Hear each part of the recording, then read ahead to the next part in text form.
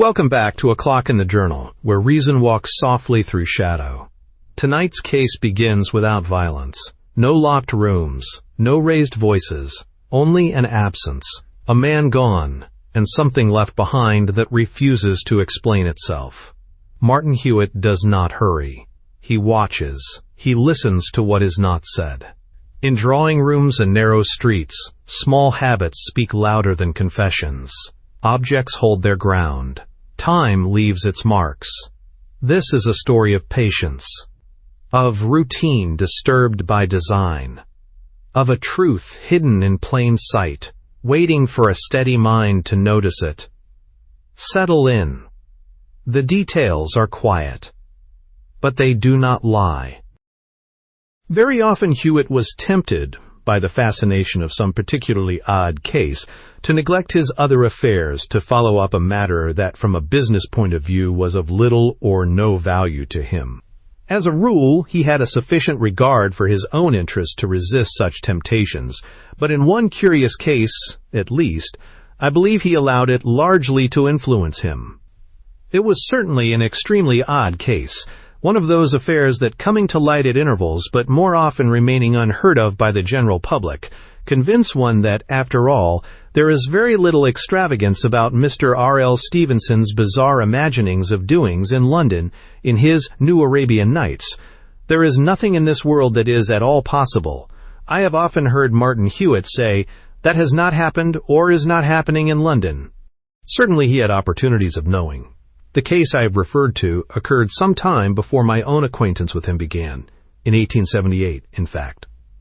He had called one Monday morning at an office in regard to something connected with one of those uninteresting, though often difficult, cases which formed perhaps the bulk of his practice, when he was informed of a most mysterious murder that had taken place in another part of the same building on the previous Saturday afternoon. Owing to the circumstances of the case, only the vaguest account had appeared in the morning papers, and even this, as it chanced, Hewitt had not read. The building was one of a new row in a partly rebuilt street near the National Gallery. The whole row had been built by a speculator for the purpose of letting out in flats, suites of chambers, and in one or two cases on the ground floors, offices.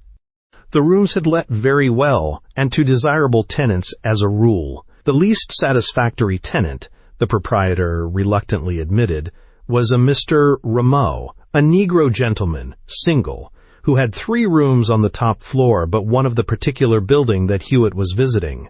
His rent was paid regularly, but his behavior had produced complaints from other tenants. He got uproariously drunk and screamed and howled in unknown tongues. He fell asleep on the staircase, and ladies were afraid to pass.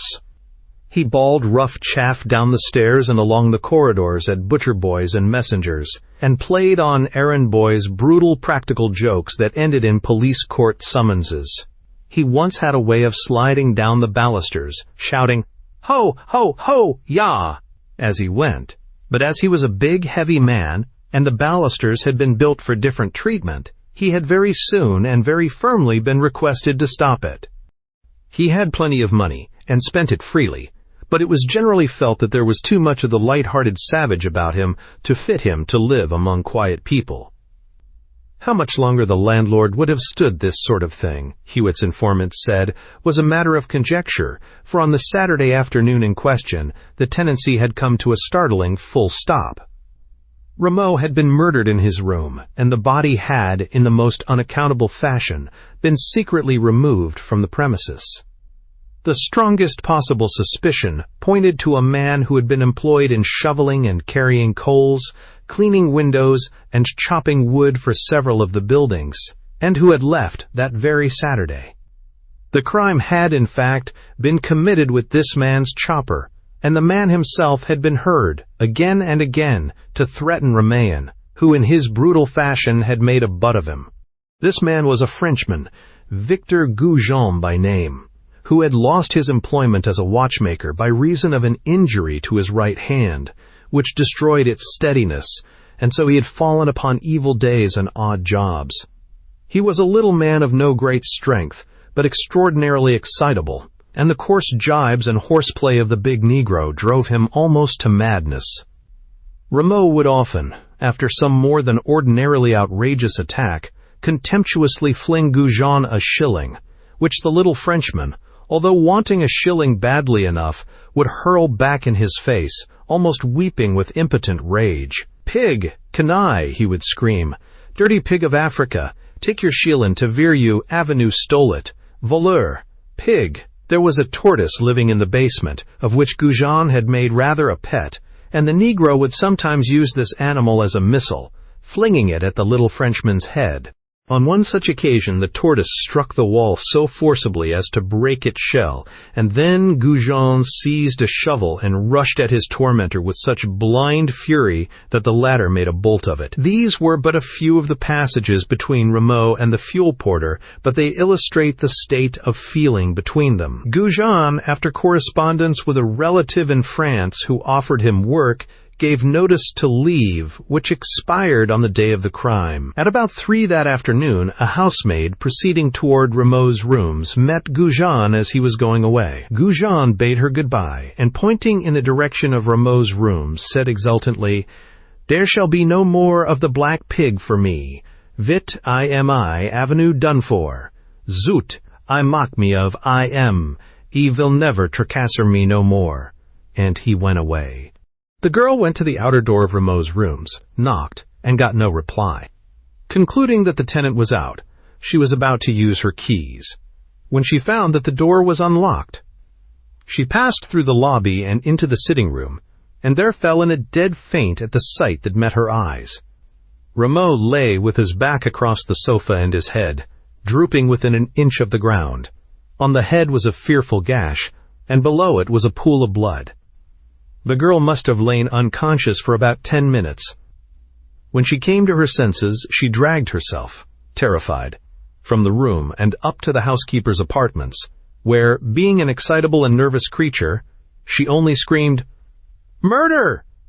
and immediately fell in a fit of hysterics that lasted 3/4 of an hour. When at last she came to herself, she told her story, and the hall porter having been summoned, Rameau's rooms were again approached. The blood still lay on the floor, and the chopper, with which the crime had evidently been committed, rested against the fender, but the body had vanished. A search was at once made, but no trace of it could be seen anywhere. It seemed impossible that it could have been carried out of the building, for the hall porter must at once have noticed anybody leaving with so bulky a burden. Still, in the building it was not to be found. When Hewitt was informed of these things on Monday, the police were, of course, still in possession of Rameau's rooms. Inspector Nettings, Hewitt was told, was in charge of the case, and as the inspector was an acquaintance of his, and was then in the rooms upstairs, Hewitt went up to see him. Nettings was pleased to see Hewitt, and invited him to look around the rooms. "Perhaps you can spot something we have overlooked," he said. "Though it's not a case there can be much doubt about. You think it's Goujon, don't you?" "Think? Well, rather. Look here. As soon as we got here on Saturday, we found this piece of paper and pin on the floor. We showed it to the housemaid, and then she remembered, she was too much upset to think of it before, that when she was in the room the paper was lying on the dead man's chest, pinned there, evidently. It must have dropped off when they removed the body. It's a case of half-mad revenge on Goujon's part, plainly. See it. You read French, don't you? The paper was a plain, large half-sheet of notepaper, on which a sentence in French was scrawled in red ink in a large, clumsy hand, thus: "Puni par un vengeur de la Tortue." "Puni par un vengeur de la Tortue," Hewitt repeated musingly. "Punished by an avenger of the tortoise. That seems odd." "Well, rather odd, but you understand the reference, of course. Have they told you about Rameau's treatment of Goujon's pet tortoise?" "I think it was mentioned among his other pranks, but this is an extreme revenge for a thing of that sort, and a queer way of announcing it. Oh, he's mad with Rameau's continual ragging and baiting," Nettings answered. "Anyway, this is a plain indication, plain as though he'd left his own signature. Besides, it's in his own language, French, and there's his chopper, too." "Speaking of signatures," Hewitt remarked, "perhaps you have already compared this with other specimens of Goujon's writing." "I did think of it. but they don't seem to have a specimen to hand. And, anyway, it doesn't seem very important. There's Avenger of the Tortoise, plain enough, in the man's own language, and that tells everything. Besides, handwritings are easily disguised. Have you got Goujon? Well, no, we haven't. There seems to be some little difficulty about that, but I expect to have him by this time tomorrow. Here comes Mr. Styles, the landlord.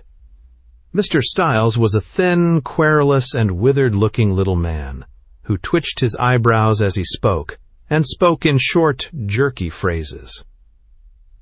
No news, eh, Inspector? Eh? Eh? Found out nothing else, eh? Terrible thing for my property. Terrible. Who's your friend? Nettings introduced Hewitt. Shocking thing this, eh, Mr. Hewitt? Terrible. Comes of having anything to do with these bloodthirsty foreigners, eh?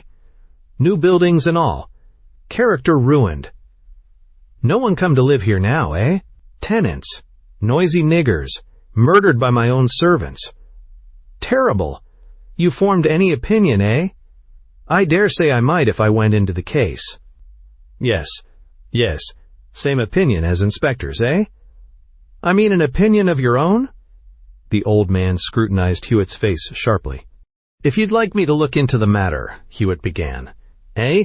Oh, look into it. Well, I can't commission you, you know. Matter for the police. Mischief's done. Police doing very well, I think. Must be Goujon. But look about the place, certainly, if you like.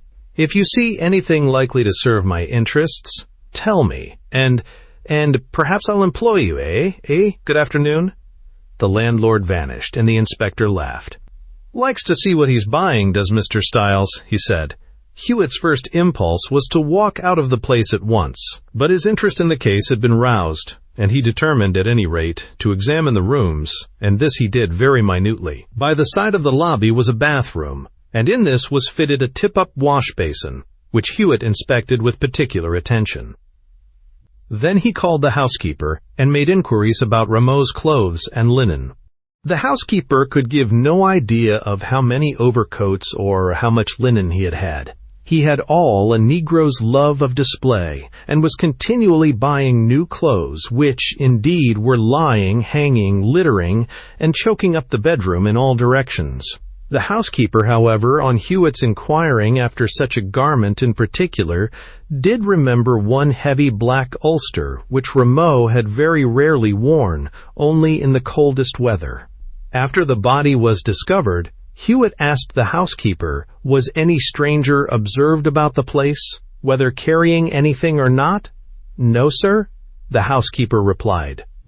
There's been particular inquiries about that. Of course, after we knew what was wrong and the body was gone, nobody was seen, or he'd have been stopped. But the hall porter says he's certain no stranger came or went for half an hour or more before that, the time about when the housemaid saw the body and fainted.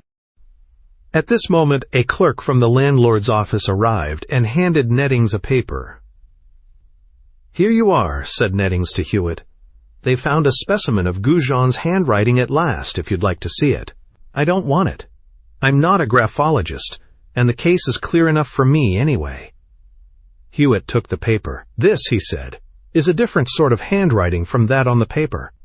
The red ink note about the Avenger of the Tortoise is in a crude, large, clumsy, untaught style of writing. This is small, neat, and well-formed, except that it is a trifle shaky, probably because of the hand injury.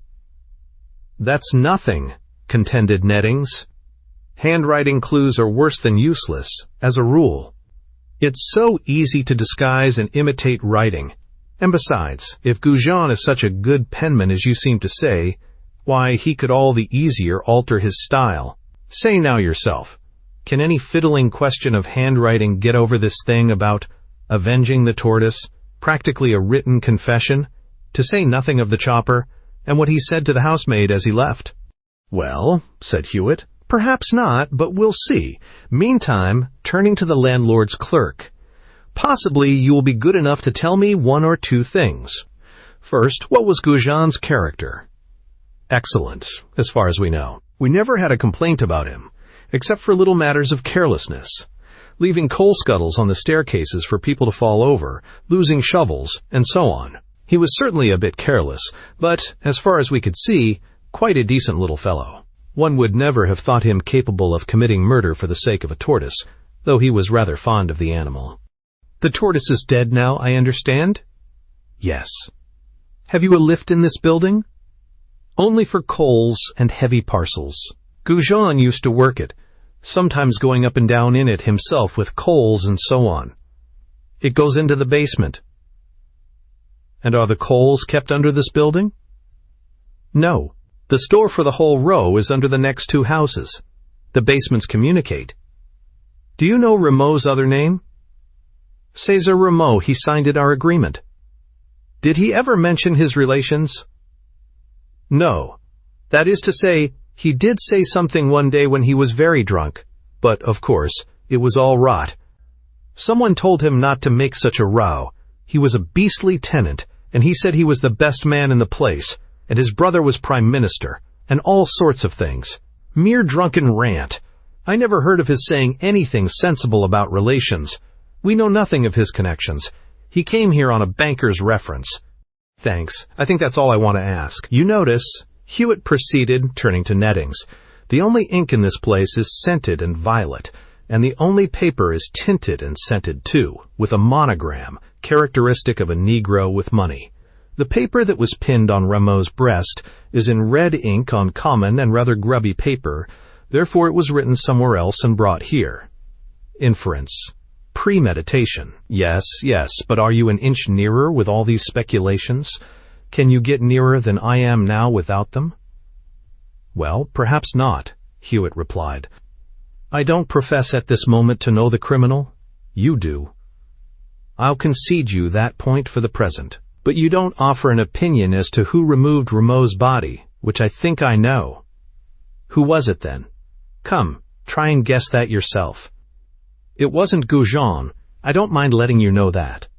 But it was a person quite within your knowledge of the case. You've mentioned the person's name more than once. Nettings stared blankly. I don't understand you in the least, he said. But, of course, you mean that this mysterious person you speak of as having moved the body committed the murder. No, I don't. Nobody could have been more innocent of that. Well, Nettings concluded with resignation, I'm afraid one of us is rather thick-headed. What will you do? Interview the person who took away the body, Hewitt replied with a smile. But, man alive, why? Why bother about the person if it isn't the criminal? Never mind. Probably the person will be a most valuable witness. Do you mean you think this person, whoever it is, saw the crime? I think it very probable indeed. Well, I won't ask you any more. I shall get hold of Goujon. That's simple and direct enough for me. I prefer to deal with the heart of the case, the murder itself, when there's such clear evidence as I have. I shall look a little into that too, perhaps, Hewitt said. And, if you like, I'll tell you the first thing I shall do. What's that? I shall have a good look at a map of the West Indies, and I advise you to do the same. Good morning. Nettings stared down the corridor after Hewitt, and continued staring for nearly 2 minutes after he had disappeared. Then he said to the clerk, who had remained, What was he talking about? Don't know, replied the clerk. Couldn't make head nor tail of it. I don't believe there is a head to it, declared Nettings, nor a tail either. He's kidding us. Nettings was better than his word, for within 2 hours of his conversation with Hewitt, Goujon was captured and safe in a cab bound for Bow Street. He had been stopped at Newhaven in the morning on his way to Dieppe and was brought back to London. But now Nettings met a check. Late that afternoon he called on Hewitt to explain matters. We've got Goujon, he said gloomily, but there's a difficulty. He's got 2 friends who can swear an alibi. Rameau was seen alive at 1:30 on Saturday, and the girl found him dead about 3. Now Goujon's 2 friends, it seems, were with him from 1 o'clock till 4 in the afternoon, with the exception of 5 minutes when the girl saw him, and then he left them to take a key or something to the housekeeper before finally leaving. They were waiting on the landing below when Goujon spoke to the housemaid, heard him speaking, and had seen him go all the way up to the housekeeper's room and back, as they looked up the wide well of the staircase. They are men employed near the place, and seem to have good characters, but perhaps we shall find something unfavorable about them. They were drinking with Goujon, it seems, by way of seeing him off. "Well," Hewitt said, "I scarcely think you need trouble to damage these men's characters. They are probably telling the truth. Come now, be plain. You've come here to get a hint as to whether my theory of the case helps you, haven't you?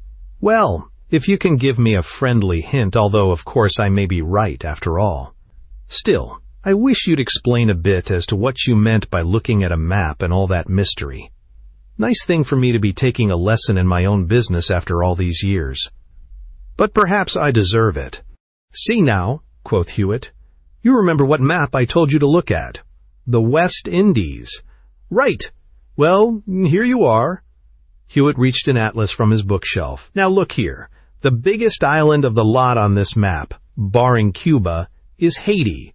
You know as well as I do that the western part of that island is peopled by the Black Republic of Haiti, and that the country is in a degenerate state of almost unexampled savagery, with a ridiculous show of civilization.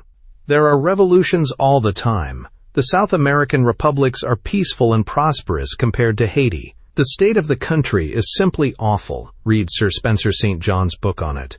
President after president of the vilest sort forces his way to power and commits the most horrible and bloodthirsty excesses, murdering his opponents by the hundred and seizing their property for himself and his satellites, who are usually as bad, if not worse, than the president himself. Whole families, men, women, and children, are murdered at the instance of these ruffians, and, as a consequence, the most deadly feuds spring up, and the presidents and their followers are always themselves in danger of reprisals from others.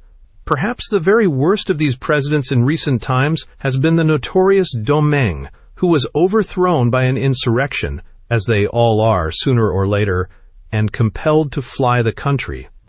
Domingue and his nephews, one of whom was chief minister, while in power committed the cruelest bloodshed, and many members of the opposite party sought refuge in a small island lying just to the north of Haiti, but were sought out there and almost exterminated. Now, I will show you that island on the map. What is its name?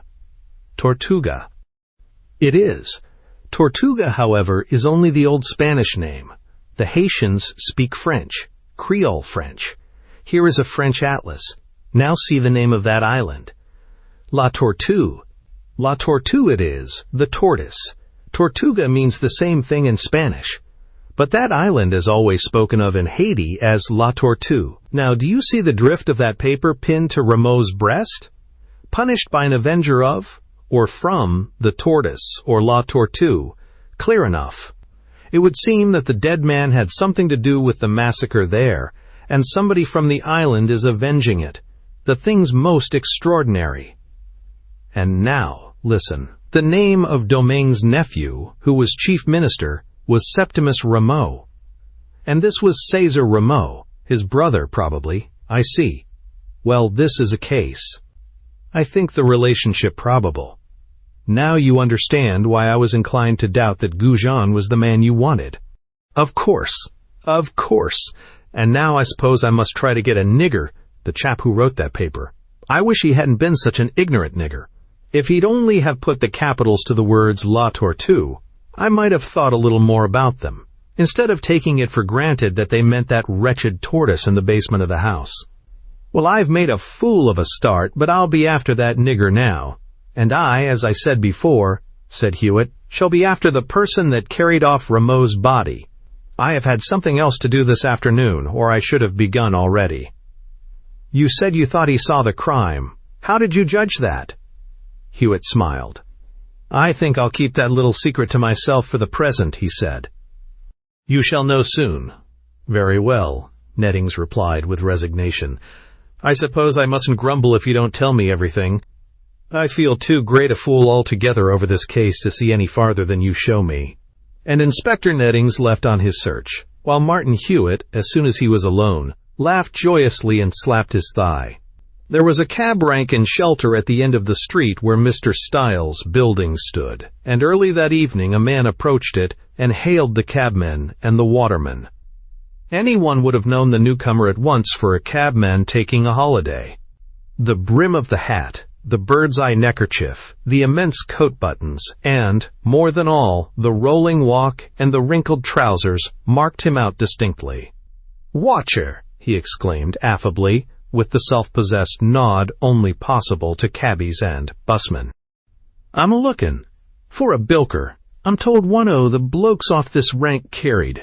I am last Saturday, and I want to know where he went. I ain't 'ad a chance o' gettin' his address yet. Took a cab just as it got dark, I'm told. Tallish chap, muffled up a lot, in a long black overcoat. Any of ye seen I am?" The cabbies looked at one another and shook their heads. It chanced that none of them had been on that particular rank at that time, but the waterman said, "Hold on. I bet 'e's the bloke what old Bill Stammers took. Yorkie was first on the rank, but the bloke wouldn't.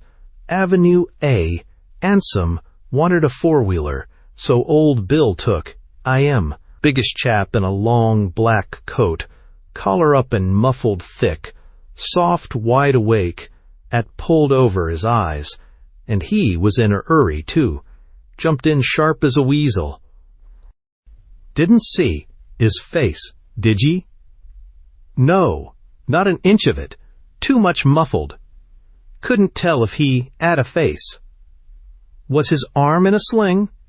"Aye, it looked so." "Had it stuffed through the breast of his coat?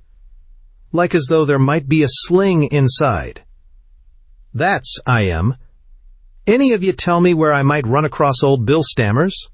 He'll tell me where my precious bilker went to." As to this, there was plenty of information, and in 5 minutes Martin Hewitt, who had become an unoccupied cabman for the occasion, was on his way to find old Bill Stammers. That respectable old man gave him full particulars as to the place in the East End where he had driven his muffled fare on Saturday, and Hewitt then begun an 18 or 20 hours search beyond Whitechapel.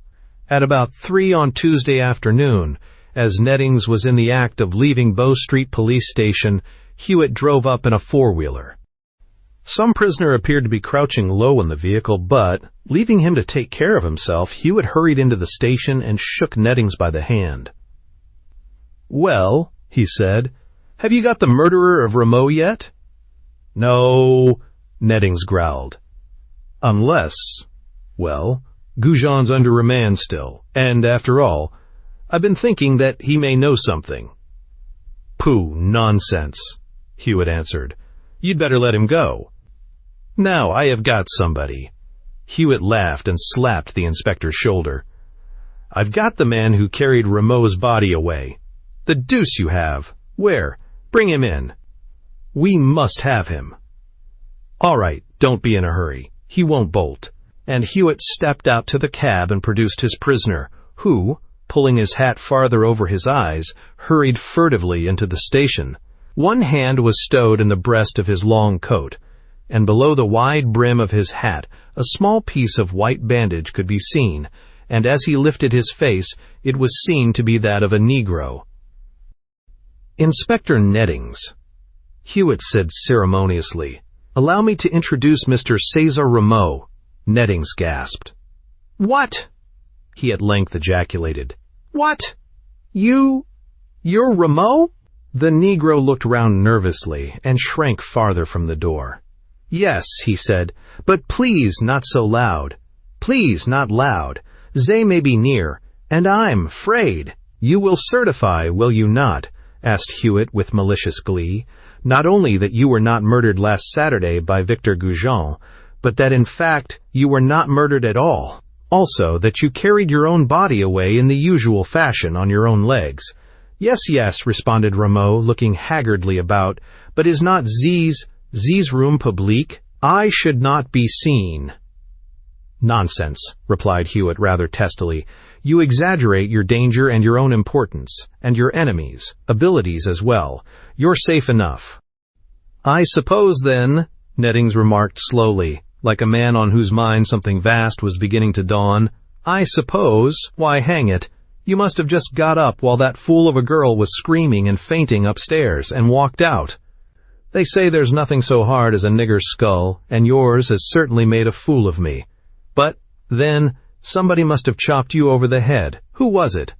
My enemies, my great enemies, enemies politique. I am a great man," this with a faint revival of vanity amid his fear, "a great man in my country. They have great secret club societies to kill me and my friends, and one enemy coming in my rooms does ziz, 1, 2, he indicated wrist and head, whiz a choppa." Rameau made the case plain to Nettings, so far as the actual circumstances of the assault on himself were concerned. A Negro whom he had noticed near the place more than once during the previous day or two had attacked him suddenly in his rooms, dealing him 2 savage blows with a chopper. The first he had caught on his wrist, which was seriously damaged, as well as excruciatingly painful, but the second had taken effect on his head. His assailant had evidently gone away then, leaving him for dead, but, as a matter of fact, he was only stunned by the shock, and had, thanks to the adamantine thickness of the Negro's skull and the ill direction of the chopper, only a very bad scalp wound, the bone being no more than grazed. He had lain insensible for some time, and must have come to his senses soon after the housemaid had left the room. Terrified at the knowledge that his enemies had found him out, his only thought was to get away and hide himself. He hastily washed and tied up his head, enveloped himself in the biggest coat he could find, and let himself down into the basement by the coal lift, for fear of observation. He waited in the basement of one of the adjoining buildings till dark, and then got away in a cab, with the idea of hiding himself in the East End. He had had very little money with him on his flight, and it was by reason of this circumstance that Hewitt, when he found him, had prevailed on him to leave his hiding place, since it would be impossible for him to touch any of the large sums of money in the keeping of his bank, so long as he was supposed to be dead. With much difficulty, and the promise of ample police protection, he was at last convinced that it would be safe to declare himself and get his property, and then run away and hide wherever he pleased. Nettings and Hewitt strolled off together for a few minutes and chatted, leaving the wretched Rameau to cower in a corner among several policemen. "Well, Mr. Hewitt," Nettings said, "this case has certainly been a shocking beating for me. I must have been as blind as a bat when I started on it. And yet I don't see that you had a deal to go on even now. What struck you first?" "Well, in the beginning it seemed rather odd to me that the body should have been taken away, as I had been told it was, after the written paper had been pinned on it. Why should the murderer pin a label on the body of his victim if he meant carrying that body away? Who would read the label and learn of the nature of the revenge gratified? Plainly, that indicated that the person who had carried away the body was not the person who had committed the murder. But as soon as I began to examine the place, I saw the probability that there was no murder, after all. There were any number of indications of this fact, and I can't understand your not observing them. First, although there was a good deal of blood on the floor just below where the housemaid had seen Rameau lying, there was none between that place and the door. Now, if the body had been dragged, or even carried to the door, blood must have become smeared about the floor, or at least there would have been drops, but there were none, and this seemed to hint that the corpse might have come to itself, sat up on the sofa, staunched the wound, and walked out. I reflected at once that Rameau was a full-blooded Negro, and that a Negro's head is very nearly invulnerable to anything short of bullets. Then, if the body had been dragged out, as such a heavy body must have been, almost of necessity the carpet and rugs would show signs of the fact, but there were no such signs. But beyond these, there was the fact that no long black overcoat was left with the other clothes, although the housekeeper distinctly remembered Rameau's possession of such a garment. I judged he would use some such thing to assist his disguise, which was why I asked her. Why he would want to disguise was plain, as you shall see presently. There were no towels left in the bathroom, inference used for bandages. Everything seemed to show that the only person responsible for Rameau's removal was Rameau himself. Why then had he gone away secretly and hurriedly, without making complaint, and why had he stayed away? What reason would he have for doing this if it had been Goujon that had attacked him? None. Goujon was going to France. Clearly, Rameau was afraid of another attack from some implacable enemy whom he was anxious to avoid, one against whom he feared legal complaint or defense would be useless. This brought me at once to the paper found on the floor. If this were the work of Goujon and an open reference to his tortoise, why should he be at such pains to disguise his handwriting? He would have been already pointing himself out by the mere mention of the tortoise, and, if he could not avoid a shake in his natural small handwriting, how could he have avoided it in a large, clumsy, slowly drawn, assumed hand? No, the paper was not Goujon's. As to the writing on the paper, Nettings interposed, "I've told you how I made that mistake. I took the readiest explanation of the words, since they seemed so pat, and I wouldn't let anything else outweigh that. As to the other things, the evidences of Rameau's having gone off by himself, well, I don't usually miss such obvious things, but I never thought of the possibility of the victim going away on the quiet and not coming back as though he'd done something wrong. Comes of starting with a set of fixed notions." "Well," answered Hewitt, "I fancy you must have been rather out of form, as they say. Everybody has his stupid days, and you can't keep up to concert pitch forever." To return to the case, the evidence of the chopper was very untrustworthy, especially when I had heard of Goujon's careless habits, losing shovels and leaving coal scuttles on stairs. Nothing more likely than for the chopper to be left lying about, and a criminal who had calculated his chances would know the advantage to himself of using a weapon that belonged to the place, and leaving it behind to divert suspicion. It is quite possible, by the way, that the man who attacked Rameau got away down the coal lift and out by an adjoining basement, just as did Rameau himself. This, however, is mere conjecture. The would-be murderer had plainly prepared for the crime. Witness the previous preparation of the paper declaring his revenge, an indication of his pride at having run his enemy to earth at such a distant place as this, although I expect he was only in England by chance, for Haitians are not a persistently energetic race. In regard to the use of small instead of capital letters in the words La Tortue on the paper, I observed in the beginning that the first letter of the whole sentence, the P in Puni, was a small one, clearly. The writer was an illiterate man, and it was at once plain that he may have made the same mistake with ensuing words. On the whole, it was plain that everybody had begun with a too ready disposition to assume that Goujon was guilty.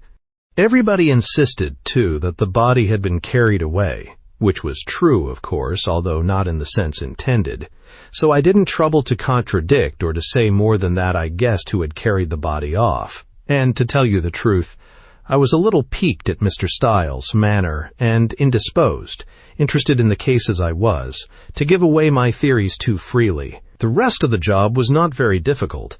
I found out the cabman who had taken Rameau away. You can always get readier help from cabbies if you go as one of themselves, especially if you are after a bilker, and from him got a sufficiently near East End direction to find Rameau after inquiries.